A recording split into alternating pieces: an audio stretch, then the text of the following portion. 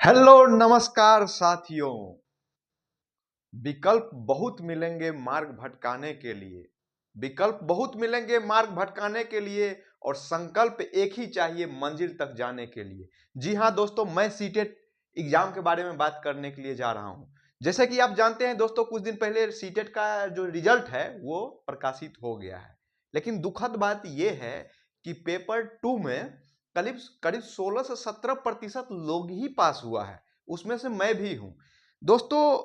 पहले मैं आपको एक कुछ आंकड़ा बता देता हूं। कहने का मतलब है, ये एग्जाम आपको नौकरी नहीं देता है, लेकिन नौकरी के जो दिशा है उसमें आगे धकेल देता है। यानी कि अगर आप टीचिंग फील्ड में जाना चाहते हैं तो इस एग्जाम को पास करना आपके लिए अनिवार्य है। इस एग्जाम के पास किए बिना आप कोई भी टीचिंग फॉर्म नहीं भर सकते हैं। लेकिन फिर भी इस एग्जाम में केवल पेपर 2 में 17% और ओवरऑल देखा जाए तो 25% विद्यार्थी ही क्यों पास किए। 75% जो रेस्ट बचे स्टूडेंट है, अभ्यर्थी है, वो क्यों फेल कर गए। आखिरकार क्या रीजन है दोस्तों, मैं इस वीडियो में बताऊंगा कि मेरा सीटेट एग्जाम देने का क्या पर्पस था और मैंने कैसे उस एग्जाम को केवल और केवल, आप यकीन नहीं मानेंगे,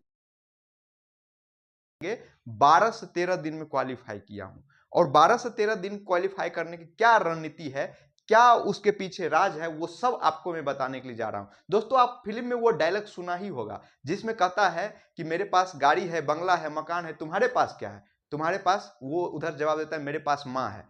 तो मैं यही कहूंगा कि जो स्टूडेंट कहते हैं कि मेरे पास इसका नोट्स है, उसका नोट्स है, उसके वीडियो है, उसके पीवाईक्यू है, लेकिन तुम्हारे पास क्या है, तो मेरे पास था दोस्तों रणनीति।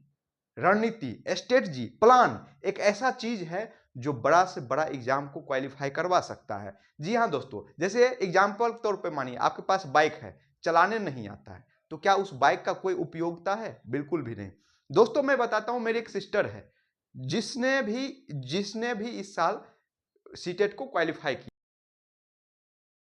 है। और इत्तेफाक ये है कि मेरा जितना नंबर यानी 96 मेरा नंबर आया, क्योंकि मैंने 12 से 13 दिन ही एग्जाम को क्वालिफाई करके सिर्फ उसको ये दिखाने के लिए कि ये एग्जाम पास करना बहुत बड़ी बात नहीं है, उसको ये मोटिवेट करने के लिए मैंने इस एग्जाम को दिया और पास किया।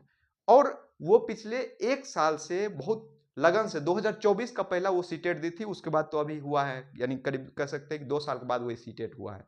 वो लगातार प्रयास कर रही थी लेकिन नहीं हो पा रहा था। आखिरकार क्या उसका चूक था और मैंने उसको 15 से 20 दिन में ऐसा क्या बता दिया जो वो भी एग्जाम को क्वालिफाई कर दिया। और 96 मेरा भी नंबर है, 96 उसका भी नंबर है। और मैंने 8 से 9 दिन उसके साथ लगातार कांटेक्ट बना रहा। मैं खुद उस रूटीन को फॉलो किया और उसे भी फॉलो करवाया। यानी कि 8 फरवरी को एग्जाम था और 8 फरवरी के एग्जाम से पहले मैंने 22 जनवरी से, मुझे जहां तक याद है कि मैंने 22 जनवरी को सीरियसली पढ़ाई शुरू किया था और करीब 12 से 13 घंटे, ये 12 से 13 दिन में पढ़ा और इस एग्जाम क्वालिफाई कर गया। तो सबसे पहले मैं दोस्तों आपको बताना चाहता हूं कि आप जानते हैं, रणनीति जानने से पहले आपको ये जान लेना जरूरी होता है कि हमारे जो दुश्मन है या हमारे जो प्रतिद्वंदी है उसके पास क्या क्या औजार है। अगर उसके बारे में आप सटीकता से जान जाते हैं तो आधा युद्ध तो यही जीत जाते हैं। कहने का मतलब है, ये जो आधा युद्ध जीतने की नीति है वो है सिलेबस और पीवाईक्यू। जी हाँ दोस्तों, आपको आधे युद्ध जीतने के लिए ये जो हमारे पास 4 चीजें हैं, जैसे सीडीपी, आप जानते हैं ये 30 नंबर का आता है। निगेटिव कोई किसी भी में कोई निगेटिव नहीं होता है। लैंग्वेज फर्स्ट पेपर, जैसे कि आप लोग ज्यादातर हिंदी लोग लैंग्वेज पेपर चुनते हैं। सेकंड में इंग्लिश आता है और थर्ड में जो 60 मार्क्स का होता है वो एसएसटी या फिर मैथ। दोस्तों, ये हुआ सिलेबस।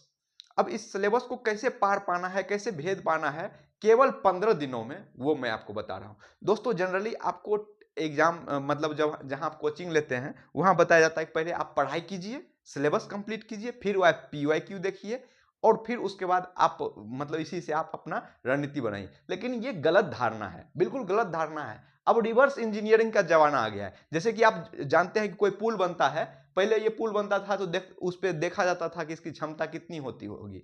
लेकिन अब जब पुल कोई बनता है तो उस पर पहले ही लिखा देता है कि इसकी जो क्षमता है इतने टन है। वो कैसे? रिवर्स इंजीनियरिंग किया गया है, उसको पहले प्रयोगशाला में प्रयोग किया गया है। तो आपको भी रिवर्स इंजीनियरिंग करना है। जैसे मान चलिए कि आज आपने सिलेबस उठाना शुरू किया, आपने शुरू किया सीडीपी, क्योंकि सीडीपी बहुत इंपॉर्टेंट सब्जेक्ट होता है, ये आपको जानना भी चाहिए, समझना भी चाहिए। इसमें बाल के मनोविज्ञान को हम समझते हैं। इसमें 4 से 5 जो हमारे मनोवैज्ञानिक है, जीन पियाजे हो गया, वाइतोस्की हो गया, डेविड गार्नर हो गया, ये सारे लोग हैं जो इसमें सीडीपी में आते हैं। तो आपको इसके लिए क्या करना है, मैं इन सबों से, ये सब करने से पहले मैं सीधा कहूंगा कि आपको टेक्स्ट बुक खरीद लेना चाहिए। मैं टेक्स्ट बुक का यहाँ प्रमोशन नहीं कर रहा हूं, लेकिन मैं पीवाईक्यू के तौर पे टेक्स्ट बुक यूज किया था। वो इसलिए जैसे मान चलिए कोई आप बुक भी खरीद सकते हैं मोटा, लेकिन वो उपयोगिता इसलिए नहीं रह जाता है कि वो आप बुक खरीदते हैं और उसको पेज पलटते रहते हैं, दिन भर पेज पलटते हैं और रात में पता चलता है कि मैंने आज तो 150 ही क्वेश्चन लगाया। लेकिन जब टेक्स्ट बुक में आप टेस्ट लगाते हैं, तो आप जब टेस्ट लगाते हैं तो उसमें देखते हैं कि इसे एक टाइम लिमिट बंधा रहता है, आपको अटेंशन मोड में टेस्ट देना रहता है। तो आप सारे क्वेश्चन को पढ़ते हैं ध्यान से और टेस्ट लगाते हैं, और जैसे ही टेस्ट लगाते हैं आपका स्कोर आता है, स्कोर उसमें कम आता है तो आप फिर उसको एनालिसिस करते हैं कहाँ पे स्कोर कम हुआ। उस एनालिसिस के बाद आप फिर अगले जो टेस्ट देते हैं उसमें आप फिर अच्छे से कर पाते हैं।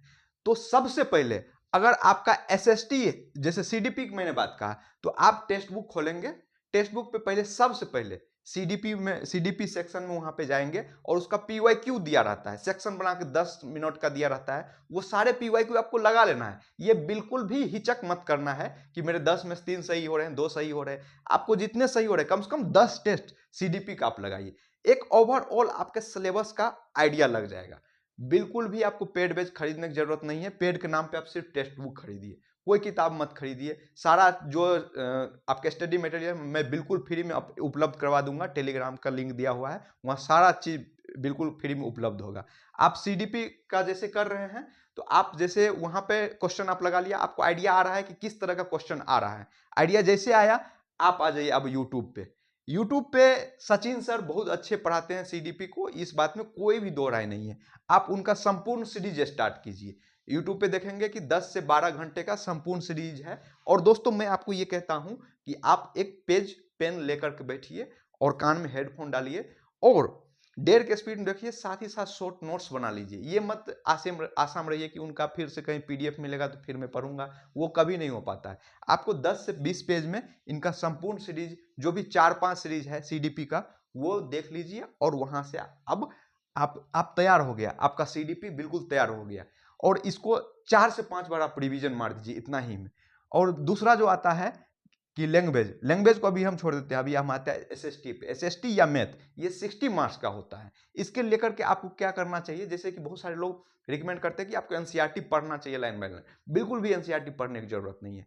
आप एनसीईआरटी पढ़ेंगे थक हो जाएंगे, बोरिंग हो जाएंगे और आपको लगेगा कि ये क्या मैं बच्चों वाली काम कर रहा हूँ। आप सीधा एसएसटी को लेकर के केडी कैंपस क्लासेस है, उसका मैराथन डालिए। एसएसटी जो भी आपका सब्जेक्ट है, हिस्ट्री है, ज्योग्राफी है, पॉलिटी है, पॉलिटी तो आता नहीं 6-8 में, आपको हिस्ट्री ज्योग्राफी मेनली पढ़ना है। हिस्ट्री ज्योग्राफी आपको एनसीईआरटी केडी लाइव क्लासेस से आपको कर लेना है। और जैसे वहां से आप एसएसटी कर लेंगे तो आप समझिए 90 मार्क्स का आपको तैयार हो गया। और एसएसटी जब यहाँ कर लेंगे तो आप फिर आ जाइए यूट्यूब पे। यूट्यूब पे आइए, आप संपूर्ण सीरीज एसएसटी का फिर से सचिन सर का देखिए और वहां से नोट्स बना लीजिए। और जैसे ही नोट्स बन जाएगा दोस्तों, ये काम आपको 2 से 3 दिन में रफ्तार मोड, हालांकि अभी तो एग्जाम का बहुत टाइम है, लेकिन मैंने जो 10 दिन 15 दिन में किया था वो मैं आपको बता रहा हूं। रफ्तार मोड में फिर मैंने एसएसटी और सीडीपी मेरा जैसे ही कंप्लीट हो गया, तो लैंग्वेज मुझे इंग्लिश, क्योंकि मुझे कोई चीज एक तो छोड़ना था, क्योंकि सारा 150 का तैयारी करता तो उतना दिन में नहीं हो पाता, लेकिन अभी आपके पास समय है तो आप कर सकते हैं। मैंने हिंदी को चुना क्योंकि मेरा हिंदी अच्छा था, तो मैंने सोचा कि हिंदी में अच्छा कर लूंगा तो अच्छा आ जाएगा। हिंदी में मैंने करना शुरू किया और हिंदी में मैंने कुछ भी नहीं किया, संपूर्ण सीरीज है सचिन सर का वो मैं देख लिया और वहां से पेडागोजी को भी मैं सॉल्व करना शुरू कर दिया। अब जैसे ही ये 3 दिन में मेरा तैयार हो गया, मैं सीधा फिर से टेक्स्ट बुक पे जंप लगाया। और आप टेक्स्ट बुक में जाएंगे तो टेक्स्ट बुक में देखेंगे कि आपका एनसीईआरटी का सेक्शन बना हुआ टेस्ट सीरीज का, आप 6 से लेकर के 8 तक, उसमें हर 6 के 22 टेस्ट हैं 10-10 मिनट का, और 7 का भी 22 टेस्ट है 10-10 मिनट का, और 8 का 23 टेस्ट है 10-10 मिनट का। वो सारा टेस्ट लगा लीजिए और वहां से आप नोट्स बना लीजिए, उसमें जो एनालिसिस दिया हुआ है उसका नोट्स बना लीजिए। फिर आपका एक एनसीईआरटी का भी शॉर्ट नोट्स हो जाएगा और फिर आप केडी से वो शॉर्ट नोट्स आप बना ली होंगी, वो भी 2 मटेरियल आप हो जाएगा और यहाँ संपूर्ण सीरीज से 3 मटेरियल हो जाएगा। अब इसके बाद ये सारा काम आप 5 से 6 दिन में कर लीजिए। और उसके बाद जो आपका 10 दिन बचता है दोस्तों, कुछ भी मत कीजिए, इन सभी चीजों का रिवीजन कीजिए। और आपको क्या करना है, रिवीजन करने के साथ साथ जो फुल लेंथ टेस्ट है, पीवाईक्यू है, आपको नया टेस्ट नहीं लगाना है, पीवाईक्यू जो 2024 में, 2023 में, 2022 में कई सारे शिफ्ट में पूछा गया है, टेक्स्ट बुक पे आपको पीवाईक्यू करके सेक्शन मिल जाएगा, full length test, Hindi section करके, आपको इंग्लिश में देना चाहे इंग्लिश में, हिंदी में देना चाहे इंग्लिश में, आप उस टेस्ट को लगाइए। और लगाएंगे तो आपके पास यहाँ पे 2-3 बेनिफिट होने वाला है। पहला चीज कि आधे लोग तो सीटेट एग्जाम में इसलिए रोते रहते हैं क्योंकि टाइम ही नहीं मिल पाया, क्वेश्चन ही नहीं पढ़ पाए, क्वेश्चन को समझ ही नहीं पाए, आधे लोग तो इसमें रोते रहते हैं। दूसरा चीज, आपको टाइम मैनेजमेंट हो जाएगा कि कैसे 2.5 घंटे में पूरा पेपर को लगाना है। आप जब टेस्ट लगाएंगे तो हो सकता है कि पहला टेस्ट में आपका टाइम आउट हो जाए, लेकिन दूसरा टेस्ट आप जैसे ध्यान से लगाएंगे, एकाग्रता से लगाएंगे, तो आप देखेंगे कि आपको इन्हांसमेंट भी दिखेगा, बहुत सारे क्वेश्चन रिपीट हो रहे होते हैं। और ये सब चीज आप किए रहेंगे तो आप ये मान चलिए कि सीटेट एग्जाम क्वालिफाई करना बहुत बड़ी बात नहीं है। इस रणनीति को आपको लेकर चलना है। रणनीति में क्या क्या ऐड करना है फिर से एक बार देख लीजिए। मैं जो एनसीईआरटी बोला वो केडी लाइव क्लास से बोला, यूट्यूब से। और एनसीईआरटी जैसे इसका नोट्स बन जाएगा, आप एनसीईआरटी जैसे हिस्ट्री है तो सचिन सर की हिस्ट्री यूट्यूब पे आप संपूर्ण क्लास देख लीजिए। अब बहुत सारे लोग करेंगे कि संपूर्ण जो सचिन सर का पेड बैच है वो खरीद लेंगे, मुझे वो अनावश्यक लगता है।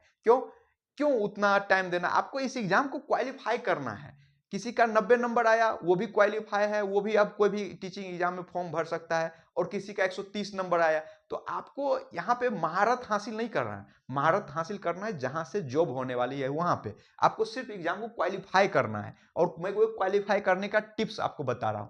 जैसे ही आपको एनसीईआरटी में एसएसटी कंप्लीट हो जाएगा, आपको सिर्फ और सिर्फ टेस्ट पे आश्रित हो जाना है। आप यकीन मानिए कि जो एनसीईआरटी का टेस्ट दिया हुआ है इसमें टेक्स्ट बुक्स में, वो करीब वही 62-63 के आसपास टेस्ट है, 10-10 मिनट का। वो जब आप लगा लेंगे, उसका शॉर्ट नोट्स बना लेंगे, तो आप यकीन मानिए कि सारा क्वेश्चन वहीं से आ जाता है। जो अब आपके मन में एक दुविधा रहता है कि पेडागोजी कैसे करें।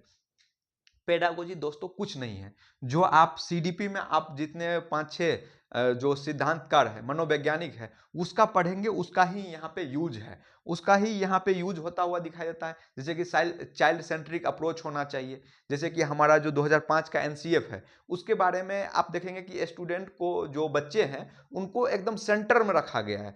टीचर को सिर्फ सहयोगी भूमिका में रखा गया है, यानी रचनावाद दृष्टिकोण से आपको पढ़ाना है। तो इस आधार पे अगर पेडागोजी को आप सॉल्व करेंगे, देखिए 100% किसी का सॉल्व नहीं हो पाता है, लेकिन अगर 80% सॉल्व हो पा रहा है, 60% सॉल्व हो पा रहा है, तो आप नंबर में आ गए। और ये तभी होगा जब लगातार आप प्रयास करेंगे, और ये प्रयास होगा पीवाईक्यू से ही होगा और क्वेश्चन प्रैक्टिस से होगा। इस दोनों के लिए आपको टेक्स्ट बुक ज्वाइन कर लेना चाहिए और यहाँ से पीवाईक्यू लगाइए। और आप एनसीईआरटी का जो मतलब टेक्स्ट बुक पे दिया हुआ टेस्ट उसको लगाइए, और सीडीपी के लिए भी आपको टेस्ट लगाना है और पीवाईक्यू लगाना है। ये बहुत बहुत इंपॉर्टेंट है, क्योंकि दोस्तों बहुत सारे लोग फेल इसलिए करते हैं क्योंकि मैंने देखा है बहुत सारे लोगों, जैसे हमारी बहन ही थी, वो क्या करती थी, अब यूथ पब्लिकेशन है, आर्यंत का है, मोटा मोटा ग्रंथ खरीद लेते, सीडीपी का, अब सचिन सर का बहुत ग्रंथ आता है पढ़ने को लिए, वो खरीद के रख ली, उसको पलट रही है, नींद आ रही है, तो वैसे में एग्जाम नहीं निकलेगा। एग्जाम निकलेगा एक्टिव मोशन में, आपको एक्टिव रहना है। तो जैसे ही आप टेस्ट सीरीज के सामने बैठते हैं, तो आपको वो 2.5 घंटा में एक लिमिटेशन में सारा चीज पढ़ना सिखाता है, हर चीज सिखाता है। तो इस रणनीति पे आप चलेंगे तो निश्चित ही सीटेट आपका क्वालिफाई हो जाएगा, एक नंबर से भी रुकने वाला नहीं है। आप 100+ स्कोर करके आइए, 95-96 आ जाएगा और आप इस एग्जाम को बहुत इजीली क्वालिफाई कर जाएंगे। और दोस्तों एक जो दिक्कत होता है लैंग्वेज को लेकर के, पढ़ने में लेकर, वो समस्या बार बार आपको पढ़ने से ही खत्म होगा। और जहां तक मैंने, जैसे बहुत सारे लोग ऐसे तैयारी करते हैं जो समझ ही नहीं पाते हैं कि उनको सॉल्व किस तरह क्वेश्चन करना है। जैसे चुने हैं मैथ, कर दिया एसएसटी का सॉल्व, या फिर एसएसटी चुने हैं तो मैथ का सॉल्व कर दिया, या पेपर 1 चुने हैं तो पेपर 2 का सॉल्व कर दिया। तो इन सारी समस्या का समाधान आपको पीवाईक्यू से ही मिलेगा। पीवाईक्यू ही बताएगा कि आपको किस दिशा में आगे बढ़ना है। तो नमस्कार दोस्तों, आप मेरा चैनल को सब्सक्राइब कर लीजिए। और दोस्तों एक बात और कहेंगे कि जितना भी आपको एक कॉन्फिडेंशियल नोट्स है जो कि इजीली अवेलेबल नहीं रहता है, वो सारा मैं इस टेलीग्राम चैनल में दे दिया हूं, और सारा वहां पे उपलब्ध हो जाएगा बिल्कुल फ्री ऑफ कॉस्ट। आप टेलीग्राम चैनल ज्वाइन कर लीजिए, और साथ ही साथ मैं आपको बीच बीच में गाइडलाइन भी देता रहूंगा इस एग्जाम को इजीली क्वालिफाई करने के लिए। धन्यवाद।